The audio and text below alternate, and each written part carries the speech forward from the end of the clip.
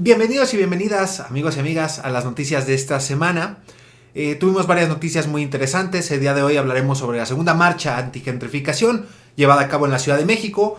Hablaremos también sobre el caso Hernán Bermúdez, sobre la negociación continua entre Estados Unidos y México, así como lo decidido por la cumbre de la OTAN en cuanto al gasto militar y, por supuesto, continuar hablando del tema terrible y urgente que es la crisis humanitaria en Gaza. Esas son las noticias de las que hablaremos el día de hoy. Se llevó a cabo el fin de semana pasado en la Ciudad de México la segunda marcha antigentrificación, una marcha que obtuvo menos cobertura de medios, obtuvo también, menos ruido, insisto, a nivel mediático y a nivel social, por varias cuestiones. Una de ellas que no se llevó a cabo en una colonia o en una zona tan fifis, tan fresa como había sido la anterior. Y por otro lado también se reportaron menos, o por lo menos menos graves, actos de violencia. Y evidentemente a los medios lo que no sea violencia pues no les interesa, ¿no? Y bueno, otras cuestiones rescatables de esta marcha, insisto, qué gusto que se continúan organizando. Ojalá sea algo continuo, que se organicen cada vez más y más marchas antigentrificación. Y no solo en la Ciudad de México, sino en el resto del país, porque hay otros sitios con temas de gentrificación muy importantes, muy urgentes. Y por otro lado, pues terribles a mi gusto las palabras que emitió Sheinbaum, la doctora Claudia Sheinbaum, en torno a esta marcha. La acusó de ser una marcha fascista y entre muchas otras cosas que para mí son un sinsentido total. Y simplemente reafirma el hecho de que Sheinbaum está protegiendo los intereses de las grandes constructoras, ¿no? Y de los grandes adinerados de este país.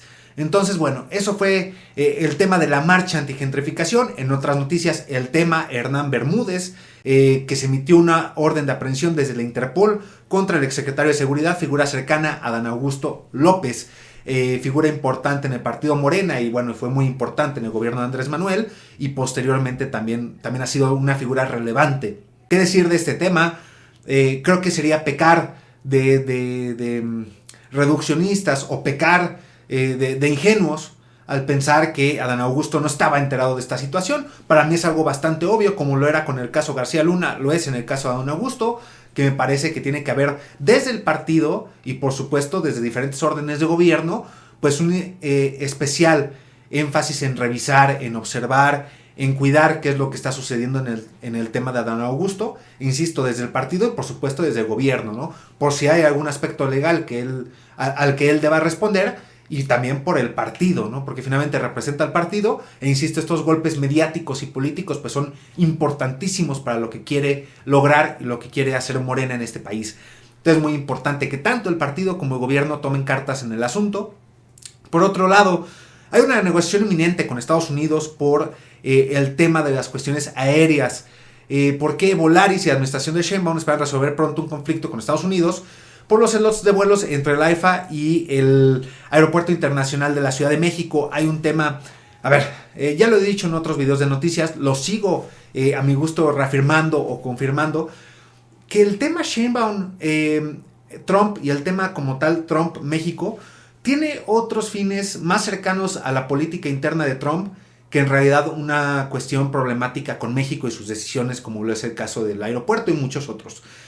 Donald Trump tiene broncas internas en Estados Unidos fuertísimas, unas broncas internas terribles, que lejos de manejarlas, simplemente ha usado esta especie de distractores para hablar de política exterior. Nos vamos a otro tema, nos olvidamos del Epstein, nos olvidamos insisto, la traición a la base política que es el MAGA y muchas otras cosas internas que tiene Donald Trump en Estados Unidos. Entonces me parece que estos solo son patadas de ahogado, como le decimos aquí, pues para ignorar ciertos temas más preocupantes que tiene Donald Trump en Estados Unidos. El cuarto tema. La cumbre de la OTAN en La Haya estableció un gasto militar del 5%. Los líderes aprobaron un plan para elevar el gasto en defensa al 5%, según o pensado en reforzar el compromiso con Ucrania y la defensa colectiva. Esta decisión, algunos la han aplaudido, otros la han criticado bastante. Es una decisión muy compleja, pero ¿cuál es mi opinión al respecto? ¿Cuál es mi opinión en torno a ello? Yo personalmente estoy rotundamente en contra de cualquier gasto militar. Me parece un gasto absurdo, sobre todo con las problemáticas que tienen los mismos países que forman parte de la OTAN. Es decir, los países que forman parte de la OTAN poseen hoy por hoy tantos problemas internos, problemas de desigualdad, de pobreza, incluso de disputas internas políticas muy fuertes, de tal manera que invertir aún más dinero en gasto militar me sigue pareciendo absurdo, y con un proyecto de Occidente como lo es Ucrania, que a mi gusto, pues insisto, siempre me ha parecido una guerra absurda desde la parte rusa y desde la parte, por supuesto, ucraniana. Bueno, que no es ucraniana, es de la OTAN, porque quien decidió o quien dio pie para esa guerra fue la OTAN, ni siquiera el pueblo ucraniano, por supuesto no fue el pueblo ucraniano. Entonces siempre me ha parecido una guerra absurda por muchos sentidos y por muchos aspectos. Me parece que seguir invirtiendo más y más capital en esta guerra, pues simplemente demuestra que el interés no es resolver la guerra, no es llegar a acuerdos pacíficos, sino simplemente darle más y más dinero a las armamentistas, que es el propósito de prácticamente todas las guerras iniciadas o pensadas desde Occidente. Y por último, una noticia terrible: la crisis humanitaria en Gaza sigue terrible. En las últimas 24 horas, esto pensado para el día domingo, me parece que fue, 72 muertos en las últimas 24 horas.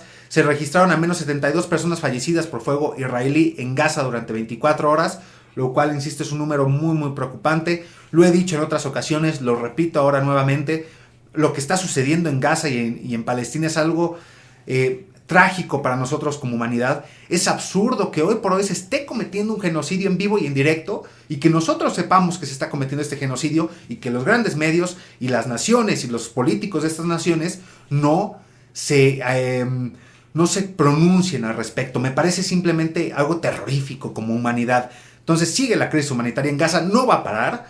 Me parece que el gobierno de Israel y el gobierno de Estados Unidos no tienen intenciones de detener este genocidio y esta matanza que se está viviendo en vivo y en directo, y me parece que simplemente pues se va agravando cada vez más y más la situación. Por eso la importancia de seguir denunciando el tema y seguir hablando del tema de manera continua. Y bueno, básicamente estas fueron las noticias de la semana. Muchísimas gracias por escucharme. Me encantará conocer sus opiniones. ¿Ustedes qué opinan de esta segunda marcha antigentrificación? Del tema Hernán Bermúdez, del tema entre Estados Unidos y México, de las diferentes negociaciones. A su vez, ¿qué opinan de lo que realizó la OTAN aumentando el gasto militar? ¿Y qué opinan de este tema de Gaza, que es un tema, insisto, para mi gusto, trágico y preocupante? Pues muchísimas gracias por ver este video.